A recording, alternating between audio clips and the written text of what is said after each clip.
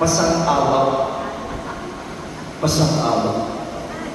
Tayo ay nagdiriwang ng ating ika-74 na anibersaryo ng pag-found ng simbahan nito. Tama ba, di ba? 74. At ang grade 74 sa ibang profesor, pasang-awa lang po ito. Tayo rin mo, lahat ng tayo ay pasang-awa. Pinapasan natin ng awa, pinasa sa atin ng awa. Kaya pag pinatatanggap po tayo ng biyaya, kailangan pinapasa po natin ng biyaya. Hindi po sa atin ng biyaya. Hindi po tayo mga galing. Hindi po tayo sumama. Hindi po tayo sumapa. Pag minatatanggap po tayo ng biyaya, ang unang gagawin, pasa mo ang biyaya. Ang isang simbahan ng totoo, ang isang simbahan ng siya, hindi inumuna ang sarili. Pag minatanggap na biyaya, papasa agad sa iba. Yun ho ang unang paalala ng Ebanghelyo.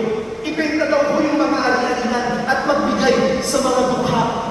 Ipasa ang biyaya. Hindi lang po atin ang mga biyaya natin. Hindi lang po atin ang pagkain. Hindi lang po atin ang mga damit.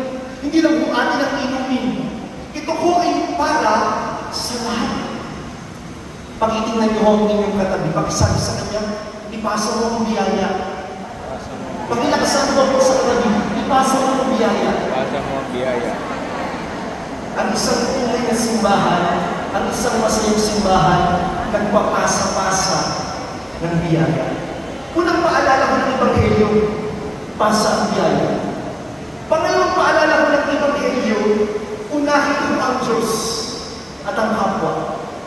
Ang tunay na Kristyano ko, hindi ko uunahin ang sarili. Pag nakatanggap ng pagkain, hindi niya agad sasabsabin ito. Iisipin niya, baka mayroong tao na bubulong. Baka mayroong tao na sakit, baka pwede kong bigyan ng pagkain. Ito ko yung tunay na Kristyano. Sabi ko sa Ebanghelyo, mag-intok ko tayo ng mga bagay sa langit, hindi mo sa lupa. At sabi ko sa Ebanghelyo, kung nasaan ko yung puso natin, naroon ko yung ating treasure. Naroon ko yung ating kayamanan.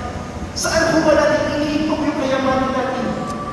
Sometimes we invest in things that are not eternal. Nag-i-invest tayo, nag-aaral tayo para magkaroon ng doctorate, ng masteral. Pero darating ko ng panahon, pag 70